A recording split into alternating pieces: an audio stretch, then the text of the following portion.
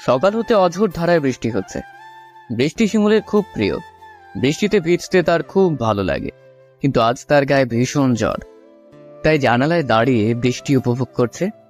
টিনের চালে ঝমঝম সুরে বৃষ্টি পড়ার শব্দ এ যেন এক অন্য রকম অনুভূতি। হঠাৎ করে ছাতা মাথায় শান্ত এসে হাজির। কিরে শিমুল, কি করছিস?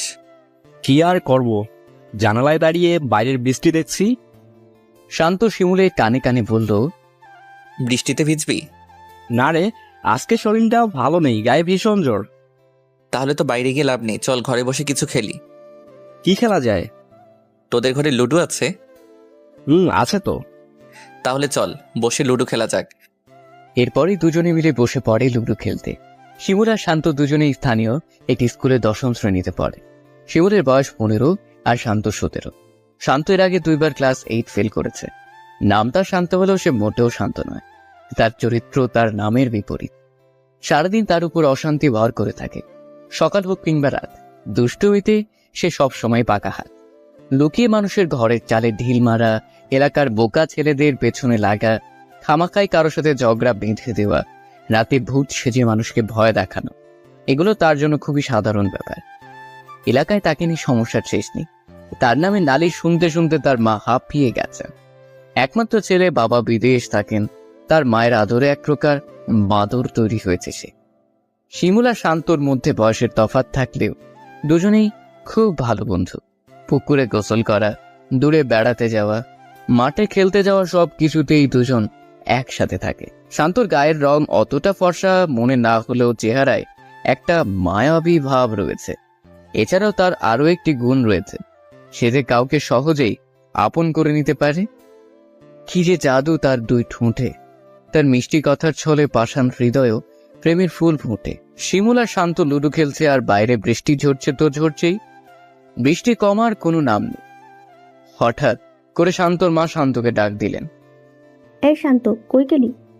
শান্ত আসছি মা বলে লুডো খেলা রেখে উঠে চলে গেল। শান্ত চলে যাওয়ায় শিমুলেরও মন খারাপ হয়ে গেল।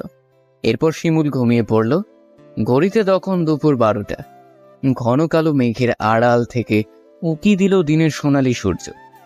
চারদিকে ঝলমলে রোদে মেঘে ঘর পুরোটাই কেটে গেল।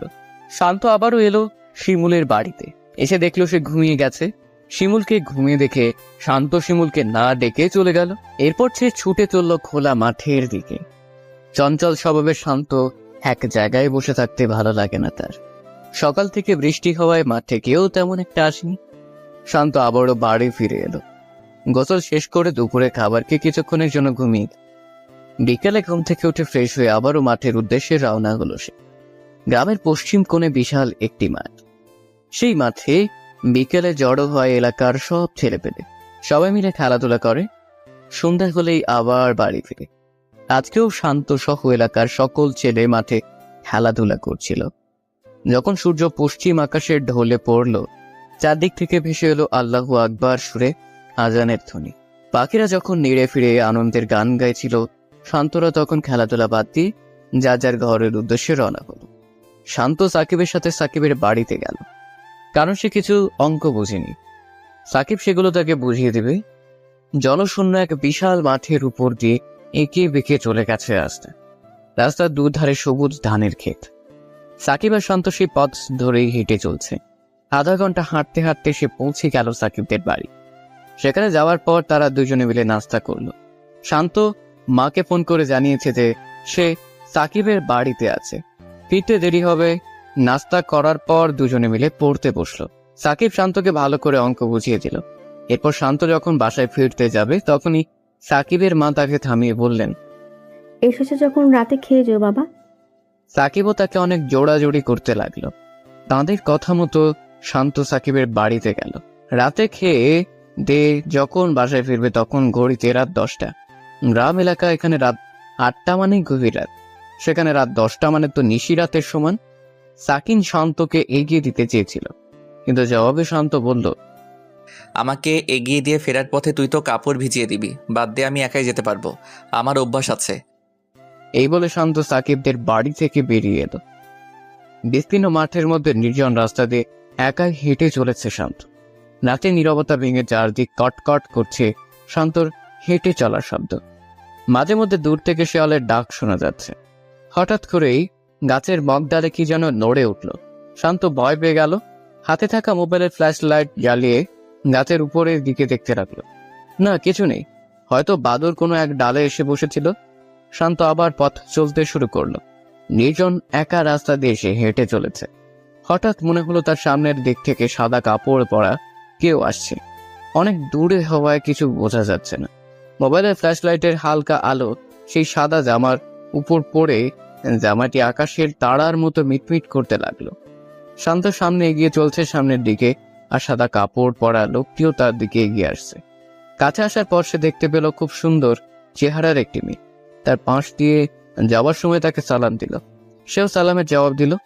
এত রাতে সুন্দরী মেয়ে একা কোথায় যাচ্ছে? ডেকে জিজ্ঞেস করব। মেয়েটির সাথে কথা বলার জন্য সে পেছন ফিরে তাকালো, কিন্তু এ কি? মাত্র কয়েক সেকেন্ডের ব্যবধানে মেয়েটি উধাও। আশপাশে কোনো বাড়ি নেই যে সেখানে মেয়েটি যাবে। তাহলে এত তাড়াতাড়ি মেয়েটি গেল কোথায়? শান্ত আর কিছু না ভেবে আবারও হাঁটতে লাগলো। খানিকক্ষণ পরেই একটা হাসির শব্দ, খুবই সুন্দর হাসির শব্দ। এত সুন্দর করে কে হাসে? শান্ত চারদিকে তাকায়, না, কাউকে দেখা যাচ্ছে না। হয়তো শোনার ভুল। শান্ত পথ চলতে শুরু করলো। আবারও সেই হাসির শব্দ। শান্ত দাঁড়ালো, সেই সাথে হাসিটাও থেমে গেল। না, শান্ত আর সাহস রাখতে পারছে না। সে দৌড়াতে শুরু করলো। বাড়িতে যখন ফিরল তখন রাত 10টা 20 বাজে। শান্তর মা শান্তকে হাঁপাতে দেখে বললেন, কি রে, হাঁপাচ্ছিস কেন? শান্ত মাকে সব খুলে বলতে গিয়েও আবার থেমে গেল। খাওয়া মা চিন্তা করবেন, তারপর বলল, না মা, তেমন কিছু না। বেশি রাত হয়ে যাচ্ছে দেখে দৌড়ে এসেছি, তাই একটু হাঁপিয়ে গেছি আর কি। শান্তর মা শান্তকে ভাত বেড়ে দিতে চেয়েছিলেন, তখন শান্ত বলল, মা, আমি সাকিবদের বাড়ি থেকে খেয়ে এসেছি। আর আমি তো তোর জন্য অপেক্ষা করছি, তুই এলে একসাথে খাবো বলে। কি আর করার ইচ্ছে না থাকা সত্ত্বেও মায়ের সাথে আবার খেতে বসলো। খাওয়া দাওয়া শেষ করে নিজের বিছানায় গিয়ে শুয়ে পড়ল সে। মাঝরাতে হঠাৎ ঘুম ভাঙল শান্তর। পুরো ঘর জুড়ে মিষ্টি ফুলের গন্ধ। কেউ একজন তার মাথায় হাত বুলিয়ে দিচ্ছে। কে হতে পারে? মা। কিন্তু দরজা তো বন্ধ। মা কিভাবে এই ঘরে আসবে? শান্ত ভালো করে হাতের স্পর্শ বোঝার চেষ্টা করলো। নরম তুলতুলে একটি হাত, যতটা মনে হচ্ছে কম বয়সী কোনো এক মেয়ের হাত এটা। শান্ত উঠে বসলো। এরপর বিছানার ডান পাশে থাকা সুইচ বোর্ডের লাইটের সুইচ দিল। লাইট জ্বালানোর পর সে পুরোই অবাক হয়ে গেল। সেই সাথে অনেকটা ভয়ও পেল। ঘরে কেউ নেই। শান্ত বিছানা থেকে নেমে পুরো ঘর, বাথরুম, খাটের নিচ সব জায়গায় তন্ন তন্ন করে খুঁজল, কিন্তু কাউকেই পেল না। শান্তর মনের ভেতর একটা ভয় করছে। আস্তে আস্তে সে আবার বিছানায় উঠে লাইট অফ করে শুয়ে পড়ল। কিছুক্ষণ পর আবারও সেই হাতের ছোঁয়া। শান্ত ভালো করে বোঝার চেষ্টা করলো আসলেই কারো হাত নাকি মনের ভুল। না, মনের ভুল নয়, ঠিকই কেউ তার মাথায় আদর করে হাত বুলিয়ে দিচ্ছে। শান্ত সেই হাত চেপে ধরে অন্য হাত দিয়ে মোবাইলের ফ্ল্যাশ লাইট অন করলো। এ কি? সে তার কোলবালিশের একটি অংশ হাতে নিয়ে বসে আছে। অদৃশ্য থেকে একটা হাসির শব্দ শুনতে পেল সে। হাসির শব্দটা কেমন যেন পরিচিত মনে হচ্ছে। হ্যাঁ, এ তো সেই হাসি যা সে সাকিবদের বাড়ি থেকে ফেরার পথে শুনেছিল। শান্ত মনে সাহস এনে বলল, কে কে হাসে? প্রশ্ন করার সাথে সাথে হাসির শব্দটা আরো বেড়ে গেল। শান্ত ভয়ে ভয়ে লাইটের সুইচ অন করলো। লাইট জ্বালানোর সাথে সাথেই হাসি শব্দটা থেমে গেল। শান্ত আবারও বলল, কে কে ওইখানে? কোনো আওয়াজ নেই। দীর্ঘক্ষণ শান্ত নীরবে বসে রইল। কিছুক্ষণ পর অদৃশ্য থেকে আওয়াজ এলো, আপনি ঘুমান, আমি চলে যাচ্ছি, কালকে আবার আসবো। কথাগুলো শুনে শান্ত কেঁপে উঠল আর আবার বলতে লাগলো, কে কে কথা বলে? না, কোনো শব্দ নেই। জানালার কাঁচ আপনা আপনি খুলে আবার বন্ধ হয়ে গেল। এটা দেখার সাথে সাথে শান্ত ভয় পেয়ে গেল। এতক্ষণ সে ফুলের সুবাস ছিল ঘরে, সেটাও এখন নেই। কোথাও যেন বিলীন হয়ে গেছে। শান্ত লাইট না নিভিয়ে শুয়ে পড়ল। এত ভয় সে কোনোদিন পায়নি। মনে যা আসে তাই পড়তে পড়তে সে ঘুমিয়ে পড়ল। সকালে ঘুম থেকে উঠে শান্ত হাত মুখ ধুয়ে ফ্রেশ হয়ে নিজের রুমে গেল।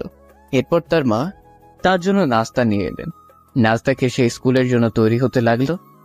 এর মধ্যে শিমুলও তাদের বাসায় এসে হাজির। স্কুলের পোশাক পরে তৈরি হওয়ার পর দুজনেই স্কুলের উদ্দেশ্যে রওনা হলো। স্কুল তাদের বাড়ি থেকে বেশি দূরে নয়, হেঁটে যেতে 15 থেকে 20 মিনিট লাগে। দুজনে স্কুলে গিয়ে বন্ধুদের সাথে খেলাধুলা, হই হুল্লোড়, পড়ালেখা এসবের ফাঁকে শান্ত গত রাতের ঘটনা সম্পর্কে একদম ভুলে গেল। বিকেলে বাড়ি ফেরার পর খাওয়া দাওয়া শেষ করে আবারও সবাই গিয়ে মাঠে জড়ো হলো, খেলাধুলা করলো। সন্ধ্যা নামার সাথে সাথেই যে যার ঘরে ফিরে যেতে লাগলো। শিমুল আর শান্ত নিজেদের বাড়ির উদ্দেশ্যে রওনা হলো। ফেরার পথে শান্তর নাকে আবারও সেই ঘ্রাণ লাগলো। শিমুল শান্তকে বলল, দেখছিস কোথাও কোনো ফুল ফুটেছে, কি মিষ্টি ঘ্রাণ বের হয়েছে। শান্ত শিমুলের কথায় সাই দিয়ে একটু মুচকি হাসলো। শান্ত জানে এই মিষ্টি সুবাস কোনো ফুল থেকে নয়, বরং কোন এক অশরীরী থেকে আসছে। দুজনে বাড়ি ফেরার পর শান্ত হাত মুখ ধুয়ে পড়তে বসল। কিন্তু পড়ায় আজ মন বসছে না তার। কি হচ্ছে তার সাথে, কেনই বা হচ্ছে, এসব নিয়ে সব ভাবতে লাগলো। দেখতে দেখতে ঘড়ির কাঁটা গিয়ে 9টায় পৌঁছল। গ্রামের পরিবেশ, রাত 9টা মানে এখানে অনেক রাত। শান্তর মা ভাত বেড়ে শান্তকে ডাক দিলেন। শান্ত বইপত্র গুছিয়ে খাবার রুমে গেল। রাতের খাওয়া দাওয়া শেষ করে শান্ত নিজের রুমে গেল। অন্যদিন মশারি না টাঙালেও আজ সে মশারি টাঙিয়ে এরপর বিছানায় শুয়ে পড়ল। ছোটবেলায় সে শুনেছে মশারির ভেতর নাকি জিনভূত প্রবেশ করতে পারে। বিছানায় শুয়ে শুয়ে শান্ত দোয়া কালাম যা জানে পড়তে লাগলো। এসব পড়তে পড়তে কখন যে তার ঘুম লেগে গেল সে টেরই পায়নি। মাঝরাতে হঠাৎ জানালার কাঁচের শব্দ শুনে তার ঘুম ভাঙল। কেউ জানালার কাঁচ খুলে ভেতরে প্রবেশ করছে। পুরো ঘর মিষ্টি সুবাসে ভরে গেল। শান্ত চোখ মেলে তাকালো, আবারও তার মাথায় সেই কোমল হাতের ছোঁয়া। শান্ত তাড়াতাড়ি করে উঠে লাইট অন করলো। ঘরে কেউ নেই। শান্ত ভয় ভয় কণ্ঠে বলল, কে কে এই ঘরে? অদৃশ্য থেকে আওয়াজ এলো, আমি হুরায়রা। হুরাইরা? কোন হুরাইরা? আমি তো এই নামে কাউকে চিনি না। অদৃশ্য থেকে অদ্ভুত একটা হাসি। শান্ত ভয়ে ভয়ে বলল, আপনি হাসছেন কেন? আপনি কে একটু পরিষ্কার করে বলেন তো। বললাম তো আমি হুরায়রা, পরিলোকের মেয়ে হুরাইরা। কি বললেন? পরি? পরি বলে কিছু আছে নাকি? কেন আপনি জানেন না? আল্লাহ মানুষ যেমন তৈরি করেছেন তেমনি জিনও তৈরি করেছেন। মেয়ে জিনদের পরি বলা হয়। এখানে কি চান? কি চাই মানে? আমি তো আপনার জন্যই এসেছি। সেদিন রাতে যখন আপনাকে দেখেছিলাম তখনই আপনাকে আমার ভালো লেগেছিল। সেদিন রাতে মানে? সেদিন রাতে মানে সেদিন রাতে, ওই যে যেদিন রাতে আপনি ভয়ে দৌড়ে এসেছিলেন। এরই মাঝে হঠাৎ করে শান্তর মা দরজার বাইরে থেকে বললেন, শান্ত, এই শান্ত, কার সাথে কথা বলিস এত রাতে? ঘুমাসনি এখনো? শান্তর মায়ের কণ্ঠ শোনার সাথে সাথেই জানালার কাঁচে শব্দ হলো। হয়তো হুরাইরা চলে গেছে। শান্ত বলল, না, মা সাকিব ফোন করেছিল, তার সাথে কথা বলছিলাম। এত রাতে কিসের এত কথা? ঘুমা তাড়াতাড়ি। শান্ত লাইট বন্ধ করে আস্তে আস্তে শুয়ে পড়ে। বিছানায় শুয়ে শুয়ে সে ভাবতে লাগে, কে এই হুরাইরা? কেনই বা সে আমার পেছনে লেগেছে? পরীরা যদি কোনো মানুষকে পছন্দ করেই ফেলে তবে তাকে কি করে? কথাগুলো ভাবতে ভাবতে সে ঘুমিয়ে পড়ল। সকালে ঘুম থেকে উঠে শান্ত নিজের বিছানার পাশে তরতাজা টাটকা একটি গোলাপ ফুল দেখতে পেল। দেখে মনে হচ্ছে এইমাত্র বাগান থেকে তুলে আনা হয়েছে গোলাপটি। হালকা গোলাপি রঙের উপর হলুদ রঙের ছাপ। কি যে মিষ্টি সুবাস! গোলাপ সে অনেক দেখেছে, কিন্তু এমন গোলাপ সে কোনোদিন দেখেনি। বিছানার পাশে গোলাপটি রেখে দাঁত ব্রাশ করে ফ্রেশ হয়ে স্কুলের জন্য তৈরি হলো সে। এরপর শিমুল আর শান্ত দুজনেই স্কুলের উদ্দেশ্যে রওনা হলো। চলার পথে শিমুল শান্তকে বলল, কি রে, তোর গা থেকে এত সুন্দর ঘ্রাণ বের হচ্ছে? তোর বাবা বিদেশ থেকে কি পারফিউম পাঠিয়েছে নাকি? শান্ত প্রতিদিন সকালে গোসল করলেও আজ গোসল না করে চলে এসেছে। তাই ভাবলো তার গা থেকে হয়তো ঘামের গন্ধ বের হচ্ছে। সেটা নিয়ে মশকরা করে শিমুল এমন বলছে। তাই সে বলল, না রে, আজ সকালে গোসল করিনি তো, তাই হয়তো এমন দুর্গন্ধ করছে। আরে দুর্গন্ধ হতে যাবে কেন? এত অনেক সুন্দর ঘ্রাণ। তুই কি সত্যিই কোনো পারফিউম ব্যবহার করিসনি? আরে সত্যি বলছি, আমি কোনো পারফিউম ব্যবহার করিনি। তাহলে তোর গা থেকে এমন সুন্দর ঘ্রাণ আসছে কেন? জানি না, বাদ দে তো এসব কথা। এবার স্কুলে চল, দেরি হয়ে যাচ্ছে। শিমুল মনে মনে ভাবলো শান্তকে হয়তো তার বাবা কোনো পারফিউম গিফট করেছেন। সেই কথা হয়তো শান্ত তার কাছে লুকোচ্ছে। এই কথা ভেবে শিমুল মনে মনে শান্তর উপর কিছুটা রাগ পড়ল। স্কুলে যাওয়ার পর পুরো ক্লাস শান্তর গায়ের সুগন্ধে ভরপুর হয়ে উঠল। সবাই শান্তকে বলছে, কিরে, কোন ব্র্যান্ডের পারফিউম ব্যবহার করছিস? তোর পারফিউমের ঘ্রাণে পুরো স্কুল মোমো পড়ছে। ক্লাস শুরু হওয়ার পর শান্ত ব্যাগ থেকে বই বের করতে যাবে, ঠিক তখন তার হাতে কি যেন বিঁধল। শান্ত চট করে ব্যাগ থেকে হাত বের করে দেখলো তার হাত থেকে রক্ত ঝরছে। সে ব্যাগের ভিতরে তাকালো। সকালের সেই গোলাপ ফুলটি তার ব্যাগে। এই ফুলের কাঁটাই তার হাতে বিঁধেছে। শান্ত কিছুটা অবাক হলো। সে তো এই ফুল ব্যাগে রাখেনি, তাহলে কে রাখলো? ফুলে থাকা কাঁটার আঘাতে শান্তর হাত থেকে অঝোর ধারায় রক্ত ঝরছে, সেই সাথে তীব্র ব্যথাও হচ্ছে। মনে হচ্ছে কাঁটা নয়, যেন কোনো বিষাক্ত সাপ কামড় দিয়েছে। অনেক কষ্টে শান্ত স্কুলে ক্লাস করলো। হাতের ব্যথা ধীরে ধীরে বাড়তে থাকায় টিফিনের সময় ছুটি নিয়ে বাড়ি চলে এলো। নিজের রুমে গিয়ে ব্যাগ রাখতে যাবে, ঠিক তখনই দেখলো তার বিছানার পাশে গোলাপ ফুলটি পড়ে আছে। শান্ত তাড়াতাড়ি করে ব্যাগের চেইন খুলে দেখলো ব্যাগে গোলাপ নেই। শান্তর মাথায় কাজ করছে না, মাথাটা কেমন ঝিনঝিন করছে। আস্তে আস্তে সে জ্ঞান হারিয়ে মাটিতে লুটিয়ে পড়ল। এরপর শান্ত রুমে কিছু পড়ে যাওয়ার শব্দ শুনে শান্তর মা দৌড়ে শান্তর ঘরে গিয়ে দেখলেন শান্ত মাটিতে পড়ে আছে। গায়ে হাত দিয়ে দেখলেন তার শরীরে ভীষণ জ্বর। এমন অবস্থায় কি করবেন তার মাথায় কিছুই কাজ করছে না। এরপর তিনি রান্নাঘরে গিয়ে পানি এনে শান্তর চোখে মুখে ছিটিয়ে দিলেন। পানি দেওয়ার পর শান্তর জ্ঞান ফিরে এলো। এরপর শান্তর মা আস্তে আস্তে তাকে ধরে বিছানায় তুলে শুইয়ে দিলেন। শান্তর হাতের ব্যথায় কাতরাতে লাগলো। শান্তর মা নিজের রুমে গিয়ে মোবাইল হাতে নিয়ে গ্রাম্য বাজারের ডাক্তারকে ফোন করলেন। ডাক্তার এসে শান্তকে দেখে বললেন চিন্তার কোনো কারণ নেই, বৃষ্টিতে হয়তো ভিজেছিল তাই ঠান্ডা লেগেছে। এরপর তিনি কিছু ওষুধ লিখে দিয়ে বললেন কাউকে বাজারে পাঠিয়ে এগুলো যেন আনিয়ে নেয়। ডাক্তার চলে যাওয়ার পর শান্তর মা শিমুলের ছোট ভাই জাহিদকে ডেকে এনে টাকার ওষুধের স্লিপ দিয়ে ওষুধ আনার জন্য পাঠালেন। জাহিদ বাজার গিয়ে ডাক্তারের লিখে দেওয়া ওষুধগুলো নিয়ে এলেন। শান্তর মা শান্তকে কিছু ভাত খাইয়ে ওষুধ খাইয়ে দেন। ওষুধ খাওয়ার পর শান্ত ঘুমিয়ে পড়ল। বিকেলে স্কুল ছুটির পর শিমুল বাড়ি ফিরে খাওয়া দাওয়া করে শান্তদের বাড়িতে গেল। শান্ত তখনও ঘুমোচ্ছিল। শিমুল শান্তর মাকে গিয়ে জিজ্ঞেস করলো, খালা, শান্ত কোথায়? সে তো ঘুমোচ্ছে। শান্ত তো এই সময় ঘুমানোর কথা নয়। স্কুল থেকেও আজ ছুটি নিয়ে এলো, বলল হাতে নাকি কিসের কাটা বিঁধেছে, তাই ব্যথা করেছে। হ্যাঁ রে বাবা, স্কুল থেকে ফেরার পর থেকেই তার ভীষণ জ্বর। কি বললেন? জ্বর? শিমুল আর কোনো কথা না বলে সোজা শান্তর রুমে চলে গেল। শান্ত রুমের মধ্যে একটা চেনা ঘ্রাণ। হ্যাঁ, এটা তো শান্ত যে পারফিউম ব্যবহার করেছিল সেটার ঘ্রাণ। পরক্ষণে শিমুলের মনে পড়ল যে না, এটা পারফিউম নয়। সেদিন সন্ধ্যাবেলা মাঠ থেকে ফেরার পথে এই ঘ্রাণ পেয়েছিলাম। এটা ভেবে শিমুল গিয়ে শান্তর বেডের পাশে বসে শান্তর মাথায় হাত বুলালো। শিমুল শান্তর মাথায় হাত রাখে, সাথে সাথেই তার ঘুম ভেঙে গেল। চোখ বন্ধ করে সে বলতে লাগলো, হুরাইডা, তুমি আবার এসেছো? কি চাও তুমি?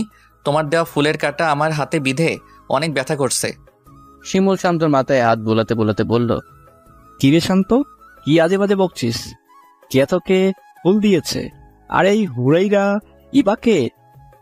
শান্ত ঘুমের ঘরে শিমুলের এইসব কথা কানে না নিয়ে বলল। তুমি চলে যাও হুরাইডা। হঠাৎ করে শিমুল শান্তর বিছানার পাশে একটি গোলাপ পড়ে থাকতে দেখল। অদ্ভুত ধরনের একটি গোলাপ। এমন গোলাপ শিমুল আগে কখনো দেখেনি। শিমুল গোলাপটি হাতে নিতে যাবে, এমন সময় শান্ত শিমুলের হাতে চেপে ধরে বলল, খবরদার, এটা হাতে নিস না। কথা বলতে বলতে শান্ত উঠে বসল। শিমুল শান্তকে বলল, এটা হাতে নিলে কি হয়েছে? আমি হাতে নিব এটা। এই বলে যেই না শিমুল গোলাপের দিকে হাত বাড়াবে, তখনই শান্ত শিমুলের হাত অনেক জোরে চেপে ধরে অদ্ভুত মেলি কণ্ঠে বলল, বললাম না এটা হাতে নিবি না। এই বলে সে শিমুলকে এক হাত দিয়ে ধাক্কা দিল। ধাক্কাকে শিমুল বিছানা থেকে পড়ে গেল। শান্ত সুস্থ থাকা অবস্থায় ও শিমুলকে এভাবে এক হাতে ধাক্কা দিয়ে ফেলে দেওয়া অসম্ভব। শিমুল শান্তর দিকে ভালো করে তাকালো। তার চোখ দুটি লাল হয়ে আছে, চেহারায় ভাসছে ভয়ানক কিছু। শিমুল শান্তকে এমন অবস্থায় দেখে ভয় পেয়ে গেল। সে বুঝতে পারলো শান্ত মোটেই স্বাভাবিক নয়, তার উপর হয়তো কোনো দুষ্ট জিনের আছর আছে। শিমুল শান্তকে বলল, আচ্ছা, আমি চলে যাচ্ছি, তুই ঘুমা। শিমুল শান্তর মাকে এসব বলতে যাবে, তখনই মনে মনে ভাবলো, না থাক, এখন বলে লাভ নেই। জিনটা আশেপাশে থাকলে শান্তর ক্ষতি করতে পারে। তাই সে কিছু না বলে চুপচাপ বাড়ি ফিরে এলো। মনে মনে ঠিক করলো আগামীকাল মসজিদের ইমাম সাহেবকে নিয়ে শান্তর বাড়িতে যাবে। শিমুল চলে যাওয়ার পর শান্ত আবার শুয়ে পড়ল। শান্তর মা শান্তর ঘরে গিয়ে দেখল গায়ের জ্বর এখনো কমেনি। তিনি একটি রুমাল ভিজিয়ে শান্তর মাথায় রাখলেন। এবার তিনি রান্নাঘরে গিয়ে রান্না বসালেন। মাগরিবের সময় শান্তর ঘুম ভাঙল। গায়ের জ্বরটাও কিছু কমেছে। শান্তর জ্বর কমেছে দেখে শান্তর মাও কিছুটা স্বস্তি পেলেন। রাতে খাবার শেষে শান্তকে ওষুধ খাইয়ে দিলেন শান্তর মা। উনি চেয়েছিলেন আজ ছেলের পাশেই শুবেন, কিন্তু শান্ত কিছুতেই তাকে শুইতে দিল না।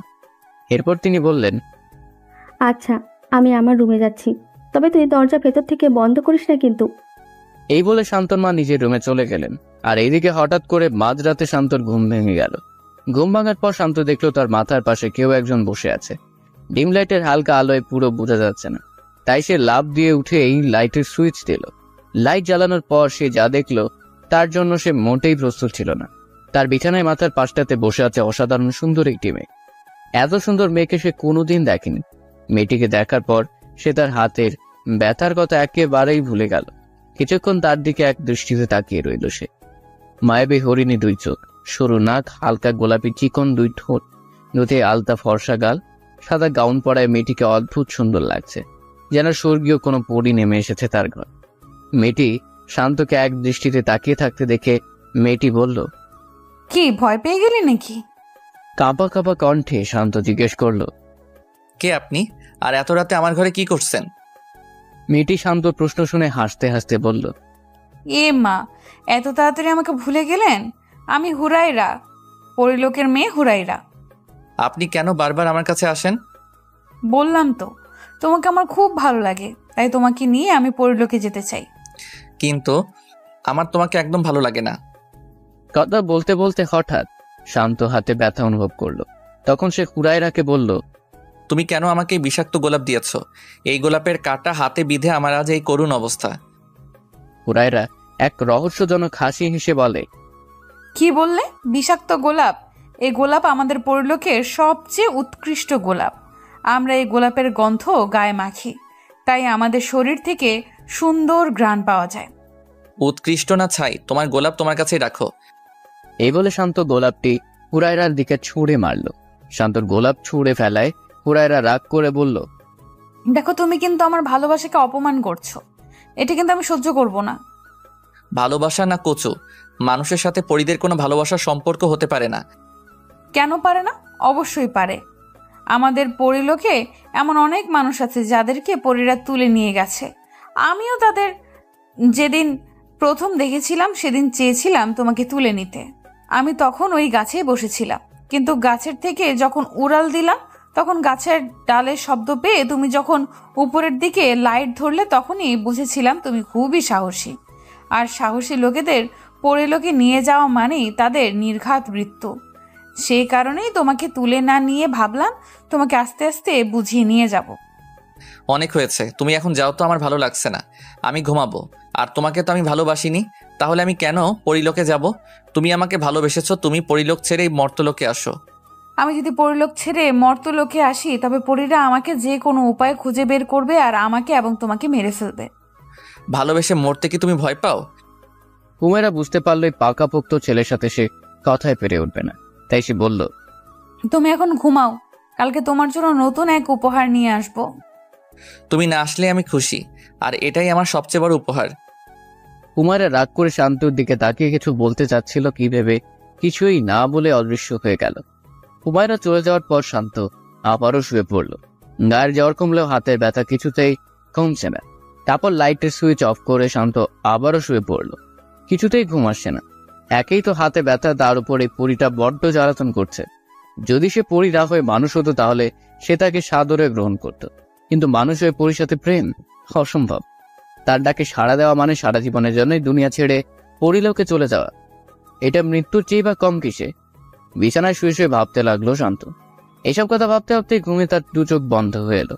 কিছুক্ষণ পর শান্তর মা এসে তার মাথায় হাত দিয়ে দেখলো তার জ্বর অনেকটা কমেছে।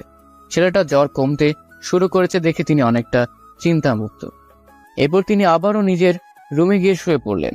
শান্তর মা বিছানায় শুয়ে থাকলেও কেন জানি তার ঘুম আসছে না।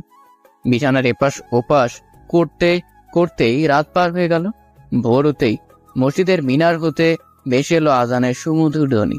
বিছানা ছেড়ে উঠে গিয়ে উজু করে ফজরের নামাজ আদায় করলেন। এরপর আবার শান্তর রুমে গিয়ে দেখলেন শান্ত ঘুমাচ্ছে। আস্তে আস্তে ছেলে রুম থেকে বাইরে এসে উঠোনে কিছুক্ষণ পায়চারি করলেন। পুরো বাড়ি জুড়ে সুন্দর একটা মিষ্টি সুবাস পাওয়া যাচ্ছে। শান্তর মা ভাবলেন হয়তো বাড়ির আশপাশে কোথাও ফুল ফুটছে। আস্তে আস্তে যখন সূর্য পূর্ব আকাশের দিকে উদিত হতে লাগলো, সেই সাথে মিষ্টি সুবাসও মিলিয়ে যেতে লাগলো। তবে শান্তর মা বিষয়টিকে খুব একটি গুরুত্ব দিলেন না। অনেকক্ষণ বাহির হাঁটাহাঁটি করার পর শান্তর মা রান্নাঘরে গিয়ে সকালে নাস্তা তৈরির কাজে লেগে গেলেন। সকাল 8:30টার দিকে ঘুম ভাঙল শান্ত। শরীরের জ্বর নেই, তবে হাতে এখনো ব্যথা আছে। আস্তে আস্তে বিছানা ছেড়ে উঠে বাথরুমে গিয়ে হাত মুখ ধুয়ে ফ্রেশ হয়ে বাহিরে এলো। কিছুক্ষণ পর শান্তর মা তার জন্য নাস্তা নিয়ে তার রুমে গেলেন। নাস্তা দিয়ে আবারও ছেলের কপালে হাত দিয়ে দেখলো জ্বর কমেছে কিনা। শান্তর গায়ে জ্বর আর নেই।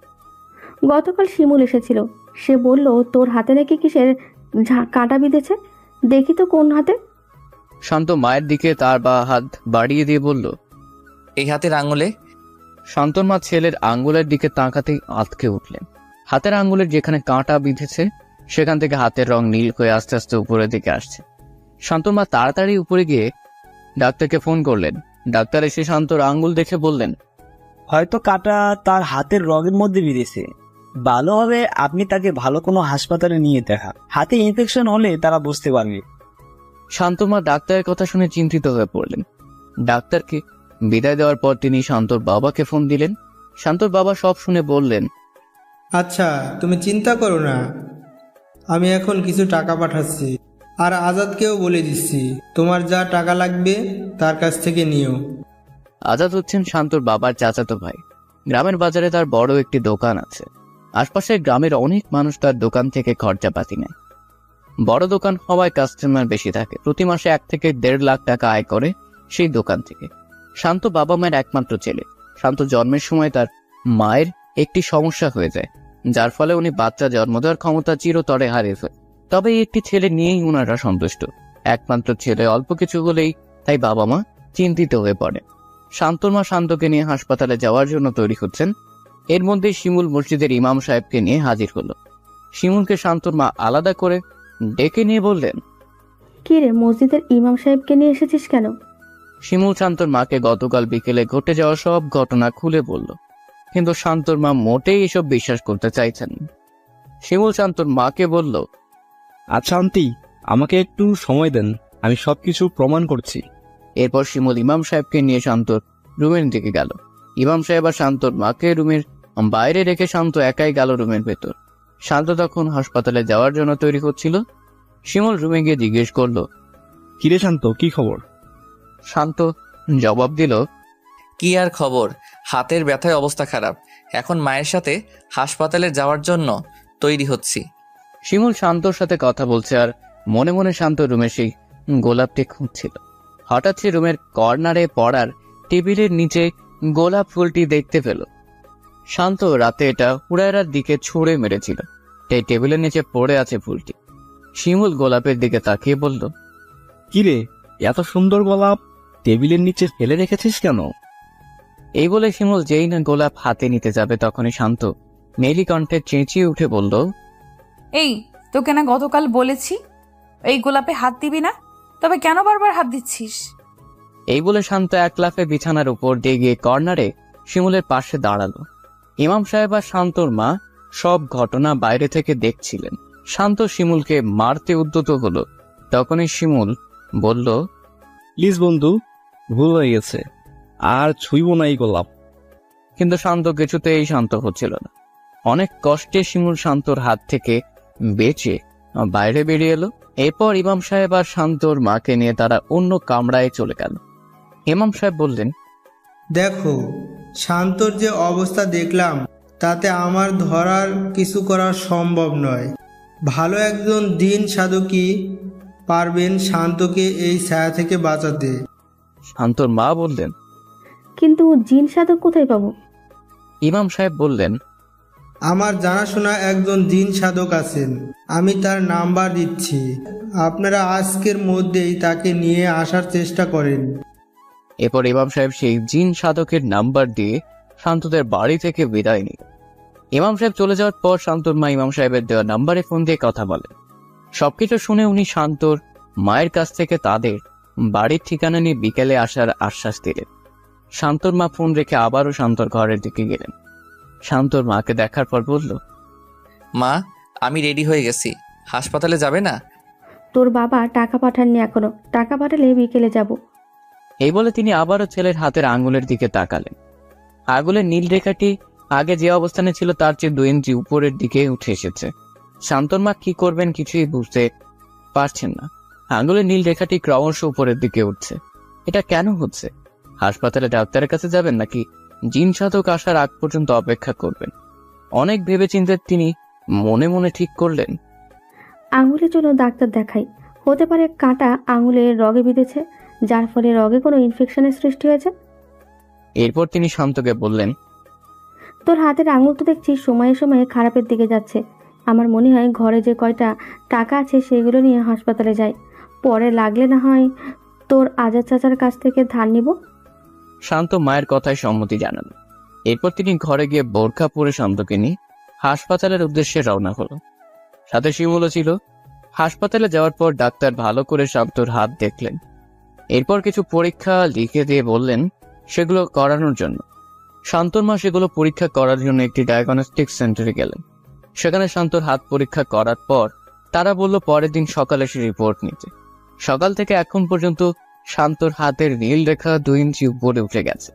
এই মতাবস্থায় পরীক্ষার রিপোর্ট গতকাল মানে অনেক দেরি। তাই তিনি ডায়াগনস্টিক সেন্টারের কর্মকর্তাদের অনেক অনুরোধ করলেন যে রিপোর্টটি আজকে দেওয়ার জন্য, কিন্তু তারা সেটা তো অপারগতা প্রকাশ করলো। এরপর তিনি আবার সেই ডাক্তারের কাছে গেলেন। ডাক্তার বললেন, রিপোর্ট না দেখে তো কিছু বলা যাবে না, আপনি বরং কালকে আসেন। শান্তর মা উপায়ন্তর না দেখে শিমুল আর শান্তকে নিয়ে বাসায় চলে এলেন। ঘড়িতে তখন বিকেল 3টে। শান্তর মা শিমুল আর শান্তকে ভাত দিয়ে নিজেও কিছু খেলেন। এর মধ্যে জিন সাধক শান্তর মায়ের ফোনে কল করলেন। শান্তর মা শান্তর পাশ থেকে দূরে সরে গিয়ে ফোনে কথা বললেন। জিন সাধক হুজুর তাদের বাজারে চলে এসেছেন, কিন্তু তাদের বাড়ি চিনতে পারছেন না। শান্তর মা ওনাকে বললেন, হুজুর আপনি অপেক্ষা করেন, আমি লোক পাঠাচ্ছি। শিমুল তাড়াতাড়ি করে খাওয়া শেষ করে জিন সাধক হুজুরের নাম্বার নিয়ে বাজারের দিকে রওনা। এরপর হুজুরের সাথে দেখা করে ওনাকে বাড়িতে নিয়ে এলো। শান্তর মা জিন সাধক হুজুরকে চা নাস্তা খেতে দিলেন। চা নাস্তা শেষ করার পর শিমুল আর শান্তর মা ওনাকে সবকিছু খুলে বললেন। সব শোনার পর উনি বললেন, আমাকে একবার তার সাথে কথা বলতে হবে।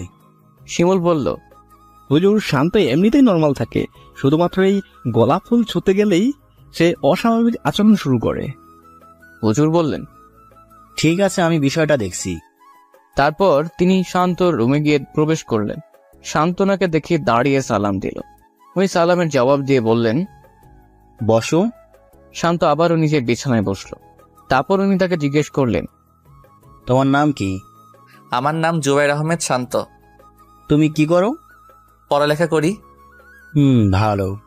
হুজুর শান্তর সাথে কথা বলতে বলতে রুমের চারদিকে চোখ বুলাচ্ছিলেন। হঠাৎ টেবিলের নিচে পড়ে থাকা গোলাপের দিকে তার নজর গেল। বড়ই আশ্চর্য ধরনের গোলাপ। এই ধরনের গোলাপ উনিও কোনোদিন দেখেননি। গোলাপটি দেখে উনি বললেন, এত সুন্দর গোলাপ এখানে ফেলে রেখেছো কেন? ফুলদানিতে সাজিয়ে রাখলেই তো পারো। এই বলে উনি যেই না গোলাপ হাতে নিতে যাবেন তখনই শান্ত বলে উঠল, এই ওটাতে হাত দিস না। হুজুর শান্তর দিকে তাকিয়ে বললেন, কি বললে তুমি? কি বললাম শুনতে পাসনি? ওইটাতে হাত দিস না, খবরদার। আমি ওটাতে হাত দিব? দেখি তুমি কি করতে পারো। এই বললে হুজুর যেই না গোলাপ ফুলটি স্পর্শ করতে যাবেন অমনি শান্ত এক লাফে হুজুরের সামনে গিয়ে ওনার হাত চেপে ধরে বলল, তোকে না বলেছি এটাতে হাত দিবি না? এই বলে সে হুজুরের এক হাতে ধরে ওনাকে ছুঁড়ে ফেলে দিল। শিমুল তাড়াতাড়ি এসে হুজুরকে ধরে তুলল। উনি হাতে খুবই আঘাত পেয়েছেন, হয়তো মুচকে গেছে। শান্ত শিমুলকে দেখে বলল, ও তাহলে এই ব্যাটাকে তুই নিয়ে এসেছিস? তোকে তো আমি দেখে নেব। হুজুর এক মুহূর্ত দেরি না করে শিমুলকে নিয়ে শান্ত রুমের বাইরে গিয়ে শান্তকে ঘরে দরজা বন্ধ করে আটকে দিলেন। শান্তর মা হুজুরের কাছে এসে বললেন, কি হয়েছে হুজুর? কি দেখলেন আমার ছেলেকে? আপনার ছেলের উপর এক পরীর নজর পড়েছে। সে খুবই শক্তিশালী। তাকে বশে আনতে হলে আমি আমার জিনদেরকে হাজির করতে হবে। শান্তর মা বললেন, তো হাজির করেন, আমার ছেলেকে যেভাবেই হোক ওই পরীর কবল থেকে মুক্ত করেন। হুজুর বললেন, এখন সম্ভব নয়, মাগরিবের পর জিনদের হাজির করতে হবে। তাই আমাদের মাগরিব পর্যন্ত অপেক্ষা করতে হবে। ঠিক তখনই মসজিদের মাইক হতে আসরের আজানের সুর ভেসে এলো। হুজুর তাদের কাছ থেকে বিদায় নিয়ে আসরের নামাজে গেলেন। যাওয়ার সময় বলে গেলেন, শান্তর দরজার পাশে কেউ যেন না যায়, দরজাটা যেন বন্ধ থাকে। আসরের নামাজ আদায় করে জিন সাধক হুজুর শান্তদের বাড়িতে ফিরে এলেন। শান্তর মা হুজুরকে আলাদা একটি রুমে বিশ্রামের সুযোগ করে দিলেন। এদিকে শান্ত দরজা খুলে দেওয়ার জন্য খুবই চিৎকার করছে। শান্তর মায়ের মন চাইছে ছেলেকে দরজা খুলে দিতে, কিন্তু হুজুরের কড়া নির্দেশ শুনি না বলার আগ পর্যন্ত দরজা খোলা যাবে না। শিমুল শান্তদের বারান্দার একপাশে বসে মোবাইল টিপছে।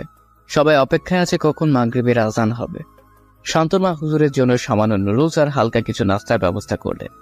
এরপর শিমুলকে ডেকে সেগুলো হুজুরের রুমে পাঠিয়ে দিলেন। হুজুর তখন দু চোখ বন্ধ করে তাজবীহ পড়ছিলেন আর কি যেন ভাবছিলেন। শিমুল ডাক দিতে উনি কিছুটা কেঁপে উঠলেন।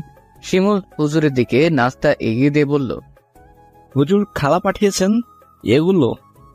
এত কষ্ট করে এগুলো তৈরি করার কি দরকার ছিল? এরপর তিনি হাত বাড়িয়ে নাস্তাগুলো নিয়ে খেতে লাগলেন। শিমুল হুজুরের রুমের বাইরে চলে গেল। অন্যদিন বিকেলের সময়টা তাড়াতাড়ি চলে গেলেও আজকে যেন শিমুলের কাছে এই ঘটনাটাকে অনেক লম্বা মনে হচ্ছে। অবশেষে সবার অপেক্ষার প্রহরের অবসান ঘটিয়ে মসজিদের মিনার হতে ভেসে এলো আল্লাহু আকবার ধ্বনি। জিন সাধক হুজুর আস্তে আস্তে রওনা হলেন মসজিদের দিকে। মাগরিবের নামাজ আদায় করার পর তিনি আবারও শান্তদের বাড়িতে এলেন। এরপর তিনি শান্তদের ঘরে বসে সমস্ত বাতি নিভিয়ে দিতে বললেন। শান্তর মা হুজুরের কথা মতো ঘরে সমস্ত বাতি নিভিয়ে দিলেন। শান্তর মা শিমুল রুমের একটি কর্নার চেয়ারে বসে রইলেন। সমস্ত ঘর অন্ধকার, কেউ কাউকে দেখতে পাচ্ছেন না।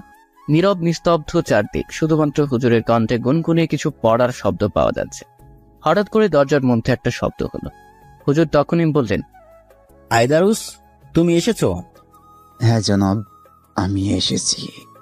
তারপর হুজুর তাকে শান্তর সাথে হওয়া সব ঘটনা খুলে বললেন। পাশাপাশি শান্তর মা শান্তর হাতে কাঁটা বিঁধে করুণ অবস্থার কথাও জানালেন।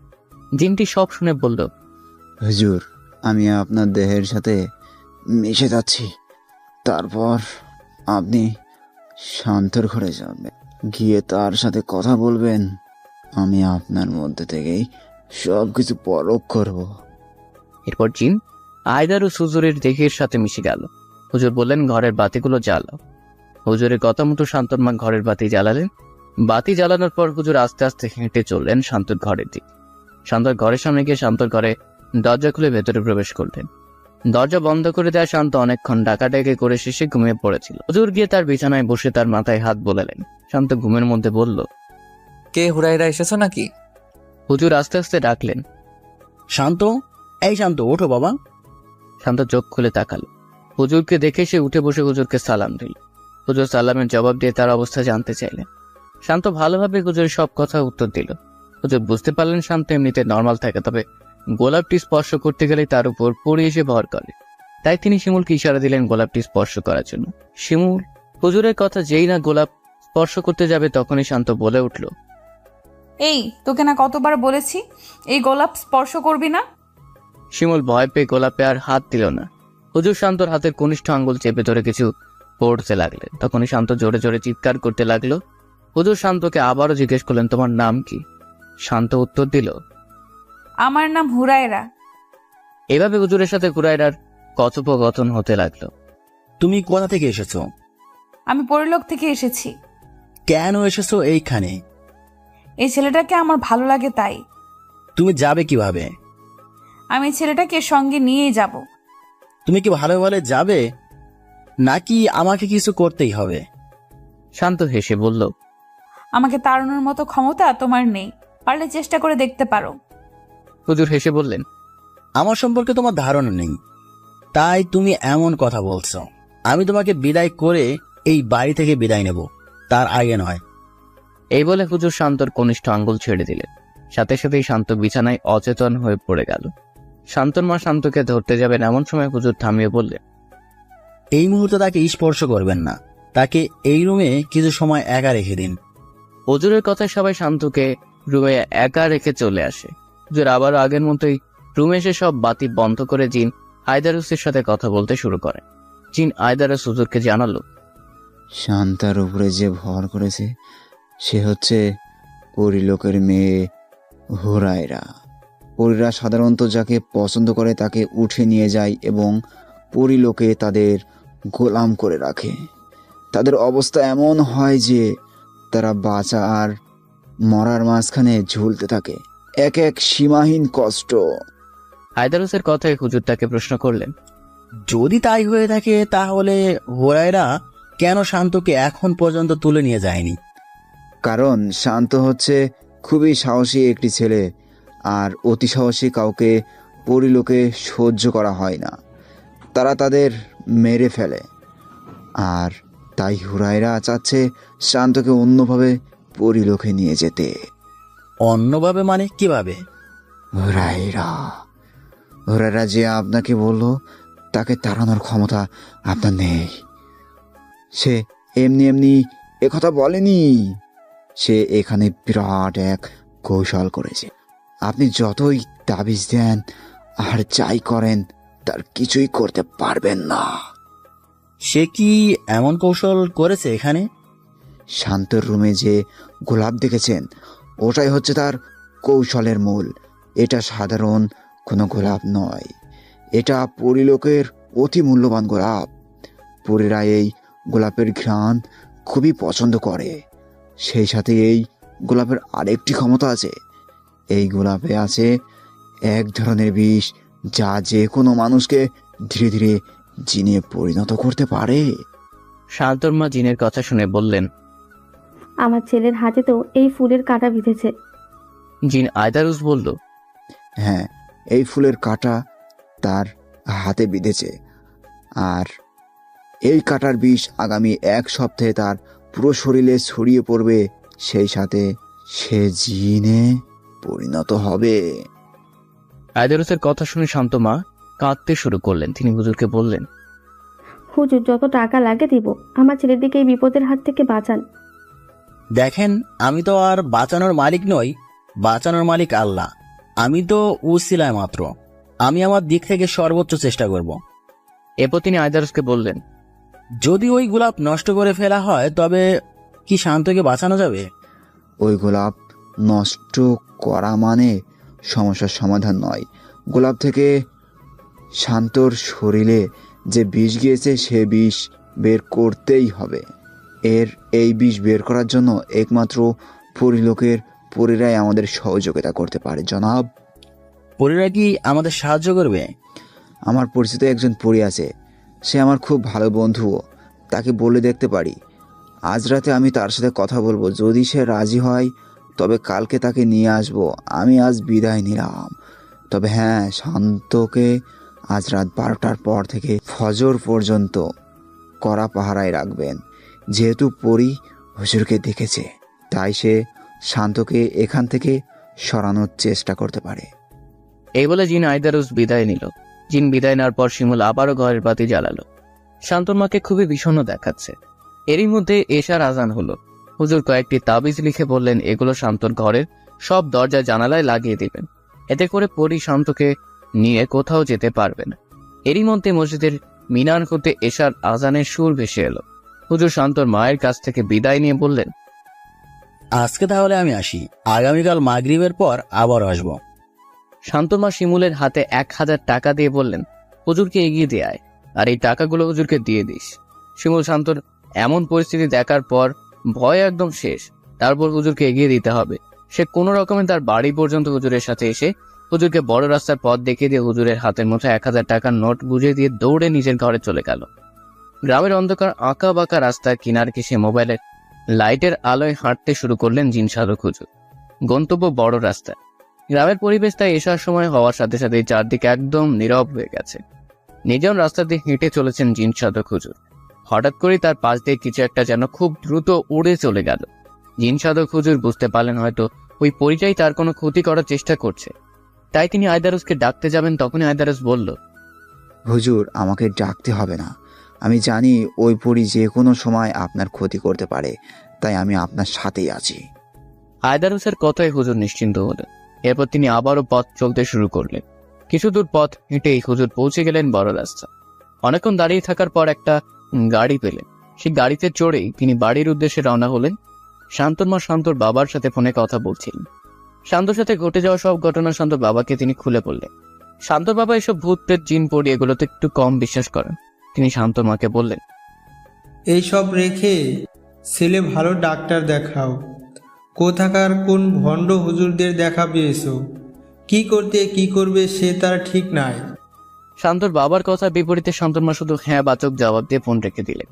কি বা বলবেন, তিনি নিজেও তো এগুলোতে বিশ্বাস করেন তা না, তবে চোখের সামনে যে ঘটনাগুলো ঘটছে সেগুলোকে তো আর অবিশ্বাস করতে পারেন না। কথাগুলো ভাবতে ভাবতে তিনি ছেলের রুমের দিকে গেলেন। দরজা খুলতে গিয়েও খুললেন না, কারণ হুজুর নিষেধ করে গেছেন দরজা খুলতে। নীরব নিস্তব্ধ রাত। ছেলের রুমের দরজার বাইরে চেয়ারে বসে রইলেন তিনি। এভাবে বসে থাকতে থাকতে কখন যে ঘুমিয়ে পড়লেন টেরি পাননি। আর এদিকে জিন সাধক বাড়িতে গিয়ে জিন আয়দারুসকে বললেন, তুমি তোমার পরিচিত পরীর সাথে কথা বলো, সম্ভব হলে তাকে এখানে নিয়ে এসো, আমি তার সাথে কথা বলবো। জনাব, পরিটির সাথে আমি কথা বলবো, তবে সে এখানে আসবে কিনা সেটা বলতে পারছি না, কারণ সে মানুষের সামনে যায় না। আমি আমার সর্বোচ্চ চেষ্টা করব জনাব। এই বলে আয়দারুস সেখান থেকে বিদায় নিল। আয়দারুসের পরিচিত পরী রুকাইয়া। আয়দারুস রুকাইয়ার কাছে গিয়ে শান্তর সাথে ঘটে যাওয়ার সব ঘটনা খুলে বলে। রুকাইয়া সব শুনে বলে, এই জন্যই আজকাল হুরায়রাকে পরিলোকে কম দেখা যায়। আয়দারুস রুকাইয়াকে জিন সাধক হুজুরের সাথে দেখা করতে বললে সে বলে, কালকে যখন তোমরা শান্তকে দেখতে যাবে তখন আমিও তোমাদের সাথে যাব। যদিও আমি কারোর সামনে যাই না, তবে একটা নিষ্পাপ প্রাণ বাঁচাতে আমাকে যেতে হবে। আয়দারুস রুকাইয়ার কাছ থেকে বিদায় নিয়ে এসে হুজুরকে রুকাইয়ার বলা কথাগুলো বলে। হুজুর সব শুনে কিছুটা স্বস্তি ফিরে পান। সকালে ফজরের আজানের সুরে ঘুম ভাঙি শান্তর মায়ের। তাড়াতাড়ি করে উঠে মুখ ধুয়ে ফ্রেশ হয়ে ওযু করে নিলেন। এরপর ফজরের নামাজ আদায় করে আস্তে আস্তে ছেলে ঘরের দিকে গেলেন। চুপি চুপি তিনি দরজা খুললেন। দরজা খুলে ভেতরে তাকাতেই চমকে গেলেন শান্তর মা। পুরো ঘরের আসবাবপত্র এদিক ওদিক ছড়িয়ে ছিটিয়ে আছে। বিছানার মাঝখানে এলোমেলো চুলে বসে আছে শান্ত। হঠাৎ করে মায়ের দিকে নজর পড়তে বিছানা থেকে এক লাফে তার দিকে আসতে লাগলো সে। তৎক্ষণাৎ শান্তর মা দরজার বাইরে এসে দরজা বন্ধ করে দিলেন। ছেলের এমন অবস্থা দেখে ওনার চিৎকার করে কান্না করতে ইচ্ছে করছে। চোখ মুছতে মুছতে নিজের রুমের দিকে গেলেন। কোনো কিছু রান্না করতে তার ভালো লাগছে না, যেহেতু ওযু আছে তাই জায়নামাজে দাঁড়িয়ে 2 রাকাত নফল নামাজ পড়ে হাত তুলে আল্লাহর কাছে মোনাজাত করতে লাগলেন। হে আল্লাহ, তুমি আমার সন্তান জন্ম দেওয়ার ক্ষমতা দিয়েছো। হে আল্লাহ, তুমি আমার সন্তান জন্ম দেওয়ার ক্ষমতা নিয়েছো। আমি নীরবে মেনে নিয়েছি, এই ভেবে যে আল্লাহ তো আমাকে নিঃসন্তান রাখেননি, অন্তত পক্ষে একটি সন্তান তো দিয়েছেন। হে আল্লাহ, তোমার দেওয়া এই নেয়ামত আমার কাছ থেকে কেড়ে নিও না। মোনাজাত করে করে কাঁদতে লাগলেন শান্তর মা। এভাবেই কেটে গেল অনেকক্ষণ। হঠাৎ করে শুনলেন বাইরে থেকে শিমুলের মা ডাকছে, ভাবি ঘুমিয়েছেন নাকি উঠে পড়েছেন? ভাবি, আপনি এত সকাল সকাল? হ্যাঁ, সকাল সকাল চলে এলাম। সারাদিন তো স্কুলে থাকি, শান্তকে দেখতে আসার সময় পাই না, তাই সকাল সকাল চলে এলাম। ভাবলাম ছেলেটিকে এক নজরে দেখে যাই। কিন্তু আপনি কাঁদছেন কেন ভাবি? ছেলের কথা ভেবে। কাঁদবেন না, সব ঠিক হয়ে যাবে। এবার চলেন শান্তকে দেখে আসি। শান্তকে তো এখন দেখা যাবে না ভাবি। কি বলছেন ভাবি? কেন দেখা যাবে না? ঘুমাচ্ছে নাকি?